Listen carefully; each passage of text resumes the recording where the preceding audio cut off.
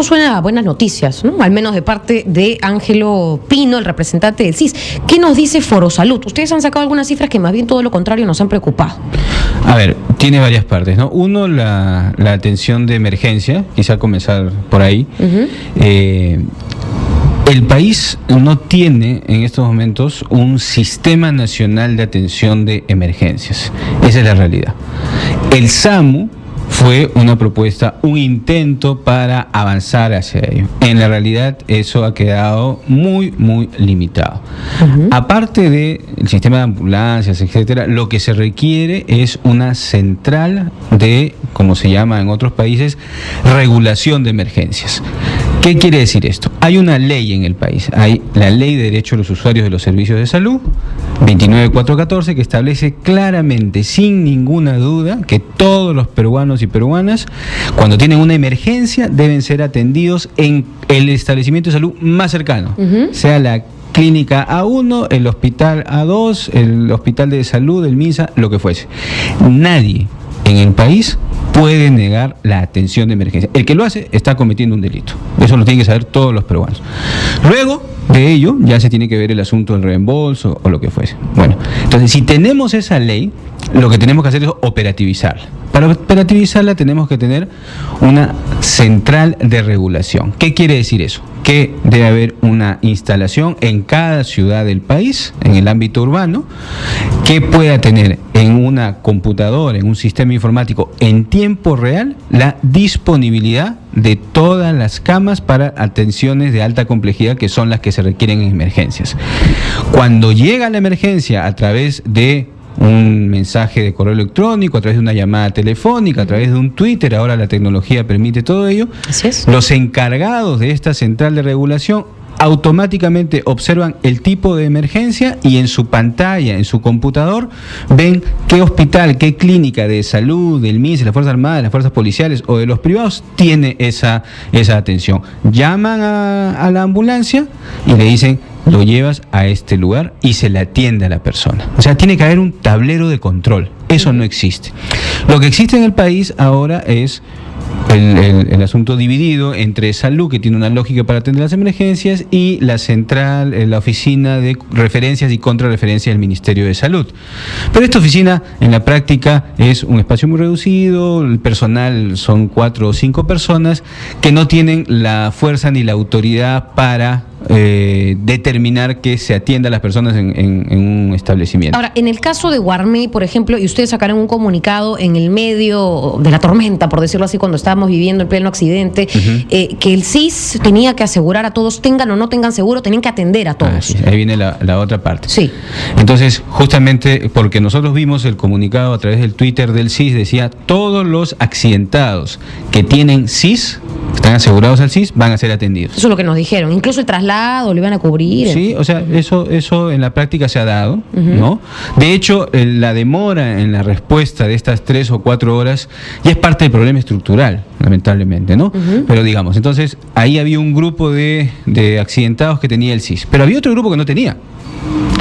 Y ese grupo es representativo de un porcentaje del país importante, que puede ser 3, 4, 5 millones de personas que no tienen ningún seguro.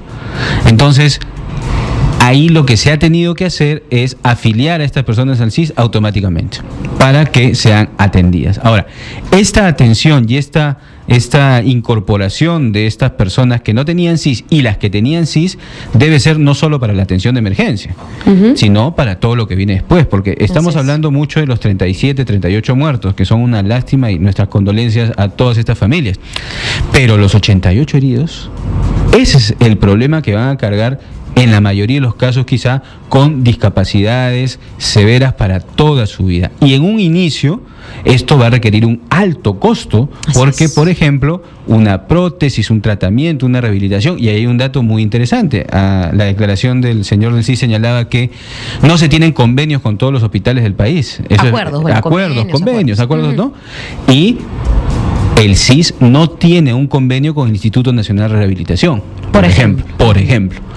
Eso se está trabajando. Ahora, ahí hay un tercer tema, y no más que interrumpirlo, Sí. lo ayuda a que también toque estos otros temas, porque justo nosotros hemos invitado a Foro Salud para escuchar la otra parte, porque yo escucho tantas buenas noticias de parte del CIS y me suena a una realidad que yo no veo en las calles. Claro. Entonces, Foro Salud había sacado unas cifras que yo no he visto, en todo caso, al menos la versión del CIS, y acá lo desmintieron. Lamentablemente no tenemos ese audio, pero acá dijeron que esas cifras no eran las que ellos manejaban, en donde, y usted habló de financiamiento o de dinero, porque ¿cómo vamos a atender a tantas personas o cómo vamos a asegurar a aquellos que no son asegurados pero que necesitan atención, y el Estado en salud debe hacerlo si es que no tienen plata? Así es. Y ustedes sacaron la cifra en donde el Estado peruano destina 267 soles anuales por afiliado. Al CIS. Y eso me suena, al CIS, claro, y eso me suena pues a nada, ¿no? 267 soles, ¿qué son?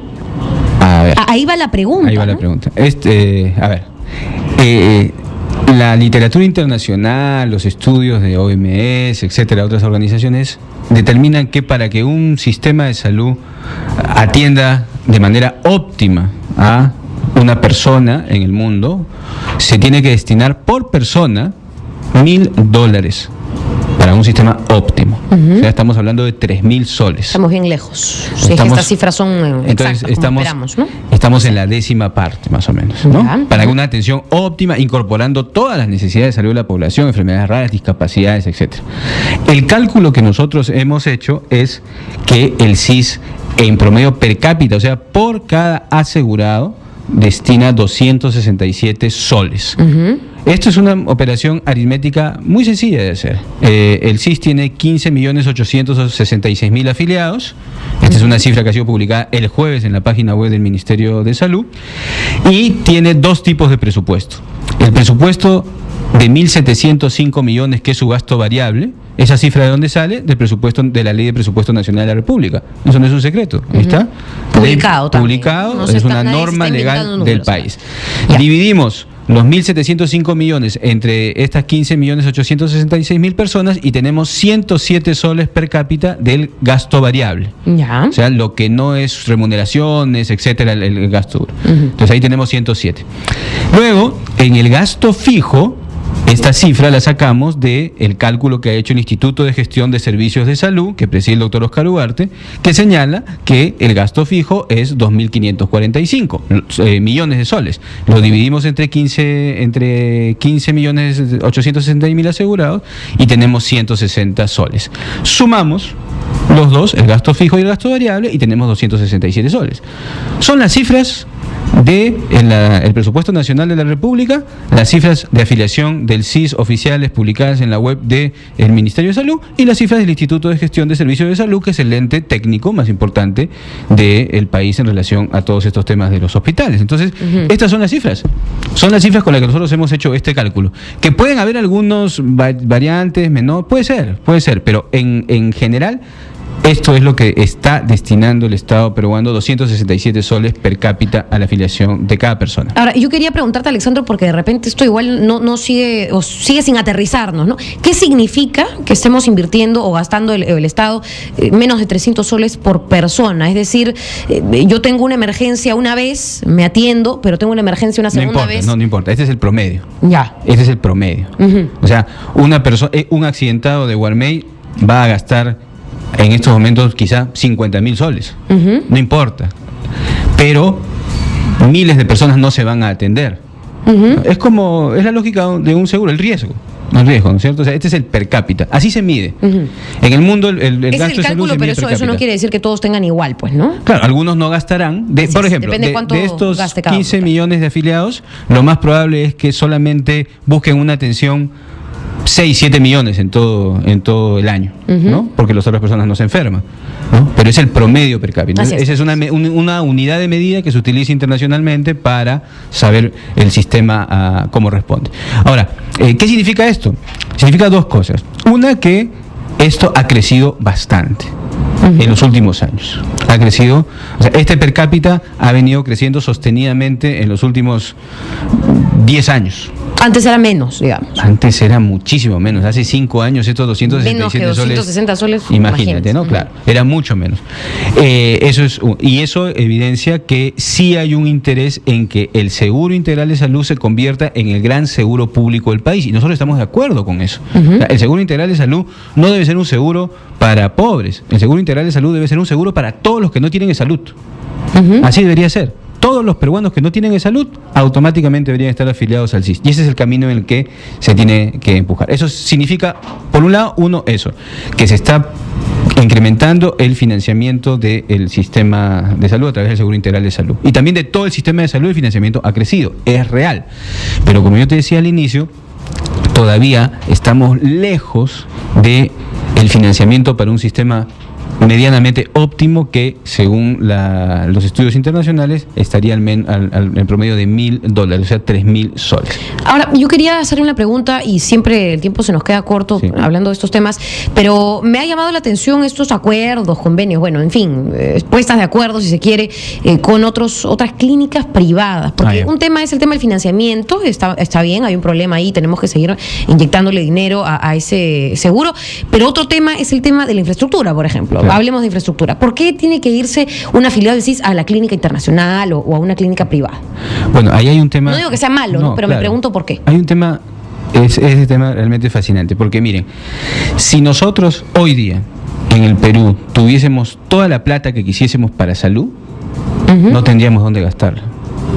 O sea, si nosotros aumentamos el presupuesto de la salud hoy día 8 veces, no habría dónde gastarla. Porque, por ejemplo, en todas las regiones no hay oncólogos, no hay resonancia magnética, no hay quimioterapias, etcétera, no hay infraestructura, no hay hospital. No hay equipos y hasta no hay profesionales, ¿sabes? Entonces, las brechas, y no hay profesionales, 15.000 médicos nos faltan en el país, ayer había un médico en Guarmey, ¿no es cierto? Entonces, las brechas de necesidades del sistema de salud son las que tenemos que sincerar. O sea, no basta que el Ministerio de Salud presente y diga nosotros cubrimos todo, etcétera, etcétera, sino que hay que sincerarlo, porque si no el mensaje que se da a la ciudadanía es complicado. Se intentó desafiliar a un grupo de 750.000 ciudadanos porque el CISFO del Ministerio de Inclusión Social decía que ya no eran pobres. En Huánuco, me parece, ¿no? En todo el Perú. O en Huancayo, en todas esas zonas, en varias zonas del Perú. Las listas... Hay cada vez menos afiliados al CIS, eso estoy escuchando. No, lo que pasó es que el Ministerio de Inclusión Social tiene una base de datos que es el CISFO, Sistema de Focalización de Hogares, y ahí tiene una medición de estas extrañas, pues que una persona deja de ser pobre. Para todos los programas sociales, entonces, o seguros de este tipo. Entonces se han colocado en los establecimientos públicos listas de personas que ya no están afiliadas. Nosotros hicimos una observación y el CIS ha corrido este plazo. Lo que nosotros proponemos es que ya ningún peruano tiene que ser afiliado del CIS. El CIS tiene que idear la manera operativa de trasladarlo a otro régimen, al emprendedor o al semicontributivo, pero en el camino tiene que garantizar la misma cobertura. La misma ley de aseguramiento señala que nadie puede tener menos de lo que ya tuvo en determinado momento. Entonces, para volver al otro tema, es que en relación a las clínicas y los convenios, la participación del sector privado se da, es real. No es un tabú ni mucho menos, pero la obligación del Estado es fortalecer su sistema público en primer lugar. Para participar con los privados, lo que nosotros hemos propuesto es que haya una legislación adecuada, porque ESalud traslada casi 800 millones de soles a clínicas privadas y en realidad ESalud todos sabemos que no ha mejorado sustancialmente su atención.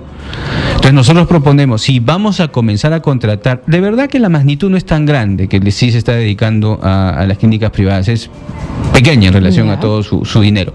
Pero si esta es la idea de que ir complementando el servicio, entonces eso tiene que tener una regulación.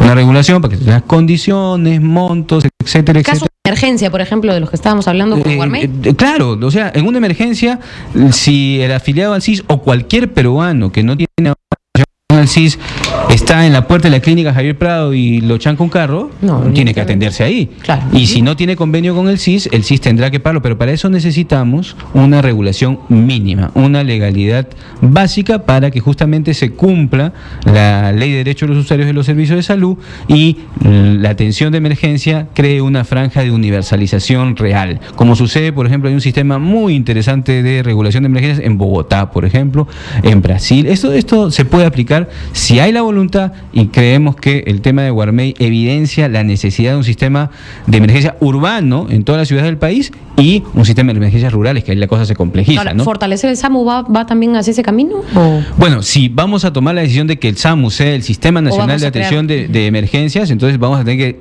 cambiarlo radicalmente. ¿No es cierto? O sea, tenemos que tener un sistema de información.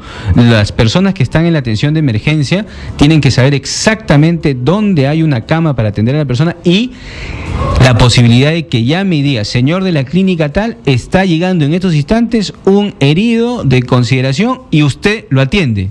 ¡Pum! Colgó el teléfono. Se acabó. No puedo, que esto... No. A salud, a las clínicas particulares, a los hospitales Ministerio de Salud o a cualquier establecimiento que tenga esa capacidad resolutiva, ¿no? Entonces, eso es lo que se debe hacer y creemos que no va en contra de lo que ahorita la voluntad de esta gestión puede darse, pero hay que sincerar, hay que romper ya esta idea de que el seguro es el que te da el derecho, porque ya estamos en casi el 90% de la población con algún tipo de seguro, y afirmar que todos los peruanos tienen derechos de atención de salud y cómo ordenamos el sistema es salud, MINSA, Fuerzas Armadas, Fuerzas Policiales y complementariamente los privados para que respondan a esas necesidades de la población. Bien, Alexandro Saco, representante de Forsalud, muchas gracias por estar con nosotros y darnos esa información. Okay. Son las 6 de la tarde con 34 minutos.